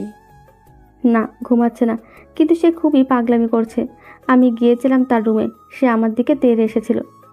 কি বলছেন ভাবি? শিমুল অবশ্য আমাকে বলেছিল, তবে বিষয়টা যে এত জটিল তা তো বুঝিনি। আচ্ছা ভাবি, আমি তাহলে আসি, অনেক বেলা হয়েছে, স্কুলে যেতে হবে তো। কি বলছেন ভাবি? চলে যাবেন মানে? আসুন, সামান্য চা নাস্তা করে যান। না ভাবি, এমনিতে আপনার মন ভালো নেই, তার উপর এই বাড়তি ঝামেলায় আপনাকে জড়াতে চাচ্ছি না। আজ আসি, অন্যদিন না হয় এসে চা নাস্তা খেয়ে যাব। এই বলে শিমুলের মা বাড়ি চলে গেলেন। বাড়িতে গিয়ে শিমুলকে বললেন, আজ স্কুলে যাওয়ার প্রয়োজন নেই, তুই বরং শান্তদের বাড়িতে যা, তাদের হয়তো কোনো দরকারে লাগতে পারে। শিমুল মায়ের কথায় সায় দিয়ে নাস্তা করে শান্তদের বাড়িতে চলে আসে। ঘড়িতে যখন সকাল 8:30, শিমুল শান্তদের বাড়িতে এসে দেখে শান্তর মা শান্ত রুমের বাইরে একটি চেয়ারে নীরবে বসে আছেন। ঘড়িতে তখন সকাল 8:30। শিমুল শান্তর মায়ের পাশে গিয়ে সালাম দিয়ে বলল, শান্ত এখন কেমন আছে? শান্তর মা কান্না মিশ্রিত সুরে বললেন, বেশি ভালো নেই রে বাবা। শিমুল শান্তর মাকে সান্ত্বনা দিয়ে বলল, চিন্তা করবেন না খালা, জিন সাধক হুজুর আজকে সন্ধ্যায় এলে দেখবেন সব ঠিক হয়ে যাবে। কথায় কথায় শান্তর মায়ের হঠাৎ মনে পড়ল আজকে তো শান্তর টেস্টের রিপোর্ট আনার কথা। এরপর শান্তর মা শিমুলের হাতে কিছু টাকা দিয়ে শান্তর টেস্টের রিপোর্ট ডায়াগনস্টিক সেন্টার থেকে নিয়ে ডাক্তারকে দেখানোর কথা বললেন। শান্তর মায়ের কথাতে শিমুল শহরে গিয়ে শান্তর টেস্টের রিপোর্ট নিয়ে ডাক্তারকে দেখায়। ডাক্তার রিপোর্ট ভালো করে চেক করে বললেন, এই রূপেটা তো সবকিছু স্বাভাবিক। শিমুল বলল, তাহলে শান্তর হাতে ওই রেখাটা কিসের? ডাক্তারও চিন্তিত হয়ে বললেন, আমিও তো সেটাই ভাবছি। আচ্ছা, তুমি এক কাজ করো, আমি আরো 2টা টেস্ট দিচ্ছি রগের, সেগুলো করিয়ে নিবি কেমন? যদি কিছু ধরা পড়ে। ডাক্তার কলম নিয়ে টেস্ট লিখছেন। শিমুল মনে মনে হাসছে আর বলতে, আপনি যতই টেস্ট দেন আর যাই দেন, শান্তর রোগ আপনাদের মেডিকেল সায়েন্সের বোধগম্য নয়। ডাক্তার টেস্ট লিখে শিমুলের হাতে দিলে শিমুল সেটা নিয়ে বাড়ি চলে আসে। শান্তর মা শিমুলকে দেখে জিজ্ঞেস করলেন, ডাক্তার কি বলল? ডাক্তার শান্তর রিপোর্ট দেখে বলেছেন রিপোর্ট নর্মাল, কোনো সমস্যা নেই, আর আরো 2টি টেস্ট লিখে দিয়েছেন। টেস্ট কিভাবে করাবো? শান্তর যা অবস্থা। শিমুল শান্তর মায়ের কথা জবাবে বলল, আরে খালা, রাখেন তো ডাক্তার, যদি 100 টেস্ট করায় তাও এই রোগের মূল খুঁজে পাবে না, কারণ শিমুলের রোগ মেডিকেল সায়েন্সের বাইরে। এই রোগের জন্য জিন সাধক হুজুরের দরকার। শিমুলের কথায় শান্তর মা বললেন, তা অবশ্য ঠিক বলেছিস তুই, দেখি আজ হুজুর আসার পর কি হয়। সারাদিন শান্ত একা একটি ঘরের মধ্যে বন্দি। শান্তর মা একবার দরজার ফাঁক দিয়ে তাকিয়ে দেখেছিলেন শান্ত ঘুমিয়ে আছে। সেই সুযোগে একটি প্লেটে কিছু ভাত আর পানি তার বেডের পাশের টেবিলে ঢেকে রেখে এসেছেন। ঘড়িতে বিকেল 4টা। ছেলে চিন্তায় শান্তর মা সারাদিন কিছুই খাননি। অপেক্ষা মাগরিবের, অপেক্ষা জিন সাধক হুজুরের। দীর্ঘ অপেক্ষার পর মাগরিবের পূর্ব মুহূর্তে জিন সাধক হুজুর এসে হাজির হলেন শান্তদের বাড়ি। জিন সাধক আসার কিছুক্ষণ পরেই মাগরিবের আজান হলো। অজু করে তিনি মসজিদের দিকে রওনা হলেন। মাগরিবের নামাজ আদায় করে তিনি আবারও শান্তদের বাড়িতে এসে হাজির। এরপর তিনি রুমে বসে বাতি নিভিয়ে জিন আয়দারুসকে ডাকলেন। জিন আয়দারুস পরি রুকায়াকে নিয়ে হাজির হলো। আয়দারুস এসেই সালাম দিয়ে বলল, জনাব, রুকাইয়াকে নিয়ে এসেছি, আপনি কথা বলেন। জিন আয়দারুস আসার পরপরই পুরো ঘর একটি মিষ্টি সুগন্ধে ভরে উঠেছে। শান্তর মায়ের কাছে ঘ্রাণটি পরিচিত মনে হলো। হঠাৎ কারো মনে পড়ল এই ঘ্রাণ তো তিনি সেদিন সকালেও পেয়েছিলেন। তিনি বুঝতে পারলেন পরিদের সাথেই তাহলে এই ঘ্রাণ থাকে। জিন সাধক হুজুর রুকায়াকে সবকিছু বলতে যাচ্ছিলেন, এমন সময় অদৃশ্য থেকে রুকায়া বলল, জবাব, আইতারুস আমাকে সব বলেছে, তবে আমি একবার শান্তকে দেখতে চাই, সে কোন ঘরে আছে। শান্তর মা জবাব দিলেন, শান্ত সামনের ডান পাশের রুমে থাকে, সে আজ একটু বেশি পাগলামো করছে, তাই দরজা বন্ধ করে রেখেছি। শান্তর মায়ের কথায় রুকাইয়া জবাব দিল, আপনারা গিয়ে দরজাটা খুলেন, আমি আসছি। আমি থাকলে শান্ত পাগলামো করবে না, কারণ হুরায়রা আমাকে দেখলেই পালিয়ে যাবে। রুকায়ার কথায় শান্তর মা গিয়ে শান্তর রুমের দরজা খুললেন। দরজা খোলার পর জিন সাধক হুজুর আর শান্তর মা রুমে প্রবেশ করলেন। সেই সাথে অদৃশ্য থাকা অবস্থায় আয়দারুস আর রুকায়া রুমে প্রবেশ করল। শান্ত দাঁড়িয়ে হুজুরকে সালাম দিল। এরপর হুজুর তাকে বসতে বলে তিনি তার পাশে গিয়ে বসলেন। রুকায়াকে দেখার সাথে সাথে হুরায়রা জানালা দিয়ে পালিয়েছে। এটা কেউ না দেখলেও আয়দারুস আর রুকায়া ঠিকই দেখেছে। আয়দারুস রুকায়ার কাছে গিয়ে বলল, কিরে, মানুষের কাছে শুনেছিলাম অভাব যখন ঘরে ঢুকে ভালোবাসা তখন জানালা দিয়ে পালায়, কিন্তু আজ দেখলাম রুকায়া যখন ঘরে ঢুকে হুরায়রা জানালা দিয়ে পালায়। এই কথা বলে জিন আয়দারুস হাসতে লাগলো। রুকায়া আয়দারুসকে বলল, ফাসলামো করিস না, এটা ফাসলামোর সময় না। শান্তর মা ছেলের হাতের দিকে তাকাচ্ছে। নীল বর্ণের রেখাটি হাতের কোণের কাছাকাছি চলে এসেছে, আর মাত্র 5-6 ইঞ্চি উপরে উঠলে সেটা কোণে অতিক্রম করবে।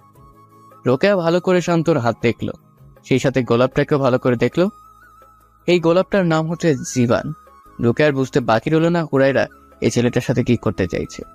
কিছুক্ষণ পর জিন সাধক হুজুর শান্তর রুম থেকে বেরিয়ে এলেন। সেই সাথে জিন আয়দারুস আর রুকায়াও চলে এলো। যথারীতি তারা আবার অন্ধকার রুমে চলে গেলেন। রোকেয়া হুজুরকে বলল, হুরায়রা শান্তকে যে গোলাপ ফুল দিয়েছে সেই ফুলের নাম হচ্ছে জীববান। অত্যন্ত সুদর্শন আর সুঘ্রাণযুক্ত, সেই সাথে এটি খুবই ভয়ানক। এই ফুলের বিষ যে কোনো মানুষকে জিনে পরিণত করতে পারে। আর শান্তর হাত দেখে যেটা বুঝলাম, তার হাতের শিরা পেয়ে এই ফুলের বিষ উঠছে। রোকেয়ার কথা শেষ হওয়ার আগে হুজুর জিজ্ঞেস করলেন, এই বিষ কিভাবে নামানো যাবে? হুরায়রা দেওয়ার গোলাপের মতো আরেকটি গোলাপ আছে আমাদের পরিলোকে, যে গোলাপের নাম হচ্ছে লিপান। এই গোলাপের কাঁটা শান্তর হাতে নীল বর্ণের শেষ প্রান্তে গেঁথে দিলে জীবান গোলাপের বিষ নামতে শুরু করবে। তবে শান্তর হাতের নীল বর্ণ যদি কোনোই অতিক্রম করে ফেলে, তবে এই বিষ আর কোনোভাবেই নামানো যাবে না।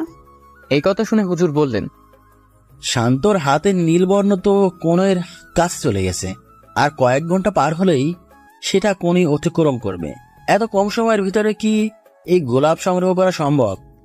চিন্তা করবেন না, আমাদের পরিদের জামার বিশেষ ধরনের সুতা দিয়ে বেঁধে দিলে এই বিষ আর উঠতে পারবে না। আমি আমার জামার সুতো দিয়ে তার হাতের এই নীল বর্ণের উপরে বেঁধে দিচ্ছি। আপনারা কেউ ভুলেও তাকে স্পর্শ করবেন না। মানুষের স্পর্শ পেলে ওই সুতা আপনা আপনি খুলে যাবে। আর হ্যাঁ, হুরাইরা যাতে তার আশেপাশে ঘেঁষতে না পারে সে ব্যবস্থা করতে হবে। আমি গিয়ে তার হাতে সুতা বেঁধে দিয়ে আসছি। এরপর হুজুর গিয়ে একটি তাবিজ দিয়ে একটি বলয় তৈরি করে দিবেন, যাতে হুরায়রা শান্তর কাছাকাছি যেতে না পারে। এই বলে রুকায়া শান্তর রুমে গিয়ে শান্তর হাতে তার জামার সুতা দিয়ে বেঁধে দিল। সুতা বেঁধে দেওয়ার পর সে আয়দারুসকে ডেকে বলল, হুজুরকে বলো এইখানে এসে শান্তর চারিদিকে বলয় তৈরি করতে। রুকায়ের কথা মতো হুজুর শান্ত রুমে গিয়ে তার পালঙের 4 কোণে 4টি তাবিজ রেখে দিলেন। এরপর রুকায়া তাঁদের কাছ থেকে বিদায় নিয়ে পরিলোকের উদ্দেশ্যে রওনা হলো। জিন সাধক হুজুরের কথায় রুমের বাতি জ্বালানো হলো। শান্তর মা কিছুটা নিশ্চিন্ত, তার মনে এবার আশার আলো দেখা দিয়েছে। রান্নাঘরে গিয়ে হুজুরের জন্য পাঁপড় ভেজে নিয়ে আসলেন। হুজুরের দিকে বাড়িয়ে দিয়ে বললেন, হুজুর একটু খেয়ে দেখেন, ভালো লাগবে। কর্ম শব্দে হুজুর পাঁপড় খেতে শুরু করলেন। শিমুল ও হুজুরের সাথেও পাঁপড় খাওয়ায় শরিক হলো। সবার মুখে একটি স্বস্তির হাসি। রুকায়া পরিলোকে গিয়ে চারদিক তন্ন তন্ন করে খুঁজতে লাগলো লিবান গোলাপ ফুল। এদিক ওদিক খুঁজতে খুঁজতে অবশেষে পরিলোকের রানী মাকসুরার বাগানে ফুলটি দেখতে পেল। ফুলটি দেখার সাথে সাথে রুকায়া কোনো কিছু না ভেবেই তাড়াতাড়ি করে নেমে রানীর বাগান থেকে ফুলটি ছিঁড়ে যেই উঠতে যাবে অমনি পেছন থেকে কেউ তাকে বলল, দাঁড়াও। রুকায়া তো পিছন ফিরে তাকালো। রানী মাকসুরা রাগান্বিত চেহারায় তার দিকে তাকাচ্ছে। রুকায়া নিচে নেমে এসে মাথা নিচু করে সালাম দিয়ে বলল, জি রানী সাহেবা। রানী মাকসুরা কঠিন সুরে বললেন, তুমি জানো না আমার এই বাগানের গাছ থেকে ফুল ছেঁড়া নিষেধ, তাও কেন ছিঁড়েছ? রুকায়া নিচের দিকে তাকিয়ে কাঁপা কাঁপা কণ্ঠে উত্তর দিল, না মানে রানী সাহেবা, লিবান গোলাপ কোথাও পাচ্ছিলাম না, তাই আপনার বাগান থেকে বাধ্য হয়ে নিতে হলো। রানী মাকসুরা জিজ্ঞেস করলেন, লিবান গোলাপের কি এমন প্রয়োজন ছিল তোমার? না মানে রানী সাহেবা, পৃথিবীতে এক মানুষের হাতে জীবান ফুলের কাঁটা বিঁধেছে, আর আপনি জানেন ওই ফুলের কাঁটা মানুষের জন্য কত বিপজ্জনক। জীবান ফুল তো আমাদের পরিলোকের ফুল, এই ফুল পৃথিবীতে পৌঁছালো কেমন করে? রুকায়ার জবাব কি দিবে বুঝতে পারছে না। সত্যিটাকে বলে দিবে? রুকায়া চুপ থাকতে দেখে রানী তাকে ধমকে সুরে বললেন, চুপ করে আছো কেন? আমি তোমাকে কিছু জিজ্ঞেস করেছি। রানীর ধমক খেয়ে রুকায়া বলল, রানী সাহেবা, হুরাইরা পৃথিবীতে এক ছেলেকে পছন্দ করে, সে তাকে পরিলোকে আনার জন্যই এই কাজ করেছে। রানী মাকসুরা রুকায়ার কথা শুনে বললেন, এটা আর এমন কি? কত মানুষই তো পরিলোকের পরিদের গোলাম হয়ে আছে। রানীর কথা জবাবে রুকায়া বলল, দেখেন রানী সাহেবা, আপনি যে কথা বলছেন সেটা ঠিক আছে, কিন্তু আপনি এটা বলেন আমরা যে কাজ করছি সেটা কি আদৌ ঠিক?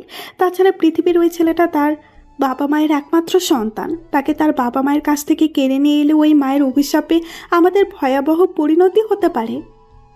রুকায়ার কথায় রানী মাকসুরা হেসে বললেন, বাহ, কি দারুণ তোমার চিন্তা শক্তি। তোমাকে আমি পরীক্ষা করছিলাম, তোমার কাজে আমি খুবই খুশি। আর আমি সবার সামনে এটাও ঘোষণা করে দেব যে আমার পরে এই পরিলোকের রানী হবে তুমি। রানী মাকসুরার কথায় পরি রুকায়া হেসে রানীকে গিয়ে জড়িয়ে ধরে খুশিতে কেঁদে দিল। রানী তার চোখের জল মুছে দিয়ে বললেন, পাগলি মেয়ে, খুশির খবরে কেউ কাঁদে? তুমি তাড়াতাড়ি যাও, পৃথিবীর ওই ছেলেটাকে গিয়ে সুস্থ করে তোলো।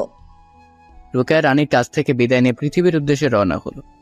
শান্তর মা, জিন সাধু, খুজুর আর সুমন রুকায়ার অপেক্ষায়। ঘড়িতে রাত 11টা বাজে। রুকায়া যাওয়ার প্রায় 3.5 ঘন্টা হয়ে গেছে। রুকায়ার এত দেরি দেখে সবাই চিন্তিত, সে কি আদৌ এই ফুল পেয়েছে? শিমুলের মা একবার এসেছিলেন, অনেকক্ষণ এখানে ছিলেনও। বেশি রাত হয়ে যাচ্ছে দেখে আবার চলে গেছেন। হঠাৎ পুরো ঘর মিষ্টি সুগন্ধে ভরপুর হয়ে উঠল। মিষ্টিখানে সবাই বুঝতে পারলেন রুকায়া এসেছে। হুজুর বললেন, আপনারা ঘরের বাতি নিভিয়ে দেন। হুজুরের কথা মতো ঘরের বাতি নিভিয়ে দেওয়া হলো। রুকায়া এসেই প্রথমে সালাম দিল। হুজুর সালামের জবাব দিয়ে জিজ্ঞেস করলেন, আপনি কি ওই ফুলটি পেয়েছেন? রুকায়া অদৃশ্য থেকে জবাব দিল, জি হুজুর, পেয়েছি। আমি আপনার সামনে ফুলটি রেখেছি, আপনারা ঘরের বাতি জ্বালিয়ে ফুলটি নিতে পারেন। আর হ্যাঁ, ফুলের কাঁটা অবশ্যই শান্তর মা ছেলের হাতে কাটবেন, অন্য কেউ কাটলে এটা কাজ করবেন না। আমি বাইরে যাচ্ছি, আপনারা বাতি চালান। কাজ হয়ে গেলে এই রুমে এসে আবারও বাতি নিভিয়ে দিবে। এরপরে কি কাজ করতে হবে সেটা আমি বলে দিব। রুকায়ার কথা মতো রুমের বাতি জ্বালিয়ে তারা দেখতে পেলেন সত্যি সত্যি সোনালী বর্ণের অদ্ভুত এক গোলাপ পালঙের উপর রাখা। দেখে মনে হচ্ছে যেন এটা সত্যিকারের সোনা। শান্তর মা গোলাপটি হাতে নিয়ে শান্তর রুমে গেলেন। শান্ত তখন ঘুমিয়ে আছে। ধীরে ধীরে ছেলের পাশে গিয়ে তার হাতে নীলবর্ণের শেষ প্রান্তে গোলাপের কাঁটা গেঁথে দিলেন। কাঁটাতে হাতে গাঁথার সাথে সাথেই সেটা মিলিয়ে গেল এর কিছুক্ষণ পরেই শান্তর হাতে নীল বর্ণের ডাকটি নিচের দিকে নামতে শুরু করল। এটা দেখে সবাই অনেক খুশি। হুজুর বললেন, চিন্তার আর কোনো কারণ নেই, আপনার ছেলে আবার আগের মতো সুস্থ হয়ে উঠবে ইনশাল্লাহ। এরপর সবাই রুকায়ের কথা মতো আগের রুমে গিয়ে বাতি নিভিয়ে দিল।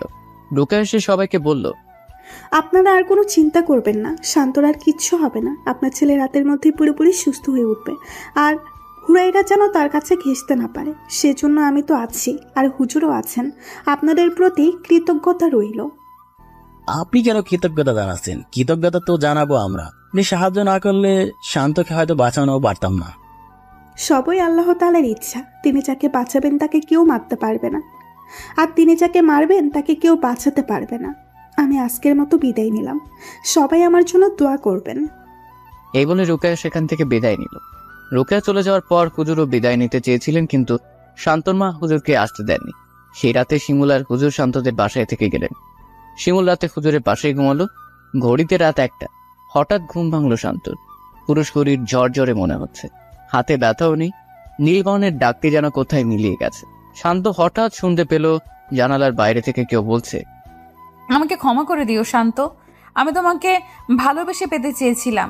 তোমাকে পাওয়ার জন্য আমি যে পথ বেছে নিয়েছিলাম সেটা হয়তো সঠিক ছিল না। ভালো থেকো তুমি, তবে তুমি আমার হবে, হয়তো আজ, না হয় কাল। এই বলে হুরায়রা বিদায় নিল। শান্ত কথাগুলো মন দিয়ে শুনল। কিছু বলতে কেউ সে বলতে পারল না। কি বলবে? বলার মতো কোনো শব্দ খুঁজে পাচ্ছে না। ঘুমে তার চোখ বন্ধ হয়ে আছে। আবারও শুয়ে পড়ল বিছানায়। হারিয়ে গেল আরামের ঘুমে। জিনসাদক হুজুর আর শিমুল শান্তদের ঘরে একই বিছানায় শুয়ে আছে। শিমুল নিশ্চিন্তে ঘুমালেও হুজুরের ঘুম লাগছে না। শান্ত কি কালকে পুরোপুরি সুস্থ হয়ে যাবে, নাকি রাতের মধ্যে ওই পরি অন্য কোনো ছলনার আশ্রয় নেবে? এসব বিষয় নিয়ে তিনি ভাবতে ভাবতে মসজিদের মিনার হতে ফজরের আজানের সুর ভেসে এলো। শিমুলকে ডেকে তুলে তাকে নিয়ে হুজুর ফজরের নামাজে গেলেন। নামাজ থেকে আসার পর দেখলেন শান্তর মা উঠে পড়েছেন। একা মানুষ, তারপরেও হুজুরের জন্য অনেক রকম নাস্তা তৈরি করেছেন। হুজুর এত সব নাস্তা দেখে বললেন, আপনি একা মানুষ, এত কষ্ট করে কেন এগুলো তৈরি করেছেন?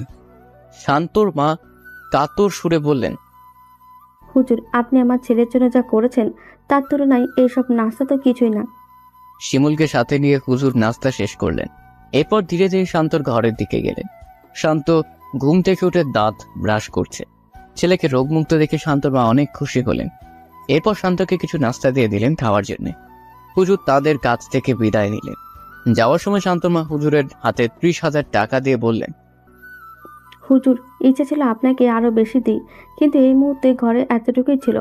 আপনার বিকাশ নাম্বারটা দিয়ে যাবেন, আমি আরও 20,000 টাকা পাঠিয়ে দেব।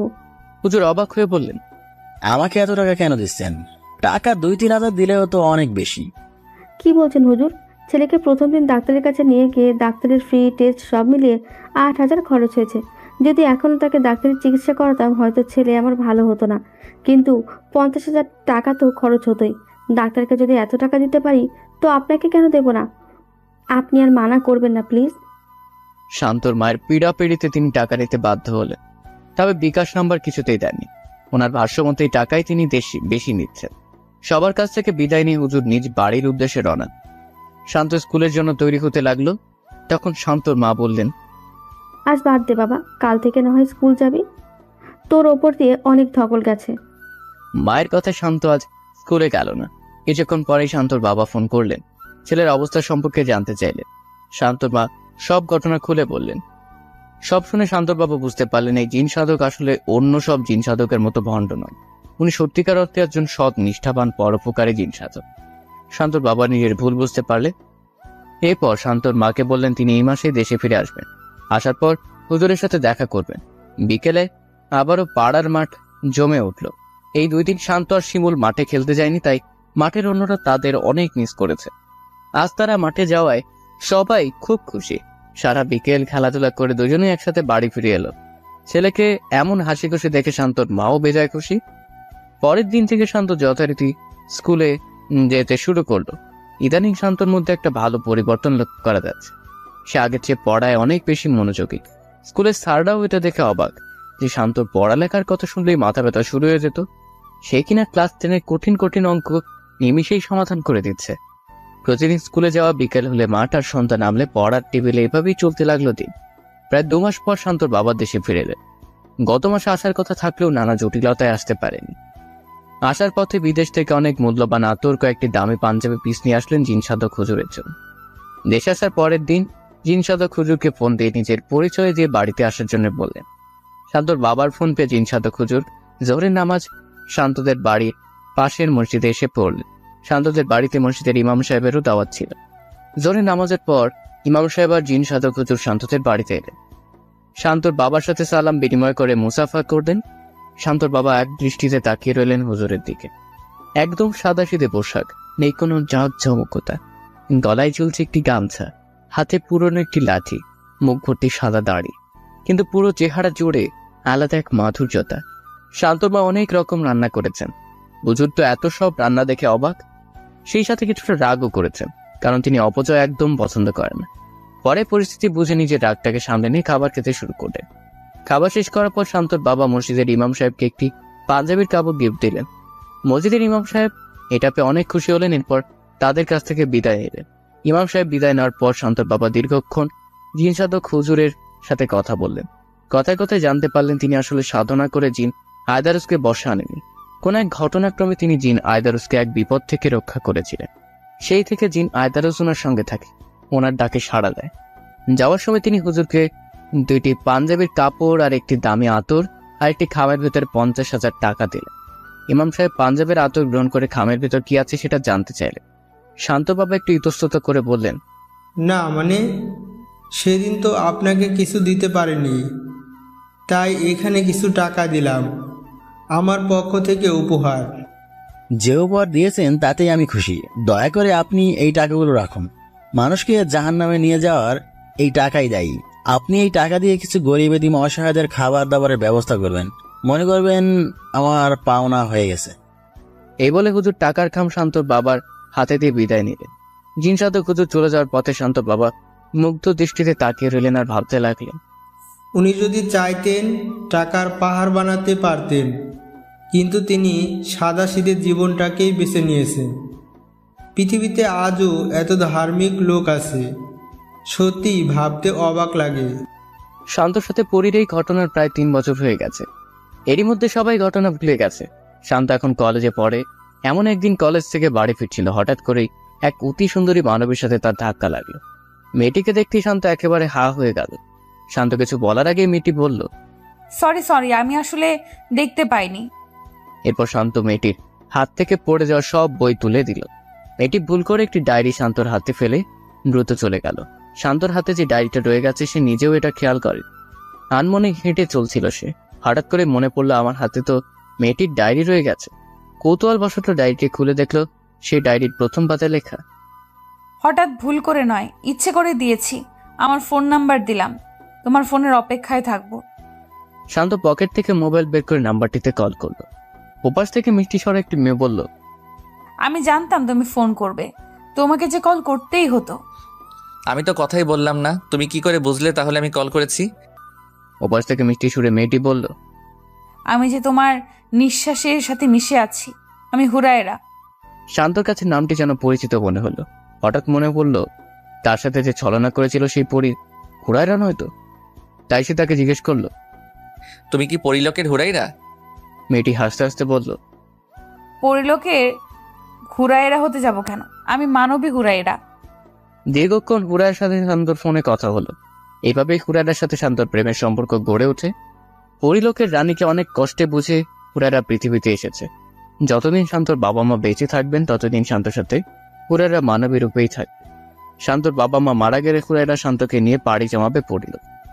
পরি হুরায়রার সাথে শান্ত প্রেম করছে, অথচ সে জানেই না যে সে পরির সাথে প্রেম করেছে। হুরায়রা সর্বক্ষণ শান্তর সাথেই থাকে। 2-1 শান্তর বাড়িতে গিয়ে শান্তর মায়ের সাথে কথাও হয়েছে। আগামী মাসে শান্তর বাবা দেশে ফিরলে তাদের বিয়ের দিনক্ষণ ঠিক হবে। হুরায়রা খুব খুশি, ভালোবাসার মানুষটিকে সে কাছে পেয়েছে। জিতে গেছে তার ভালোবাসা। এই ভালোবাসা অমর হয়ে থাকবে যুগ যুগান্তরে।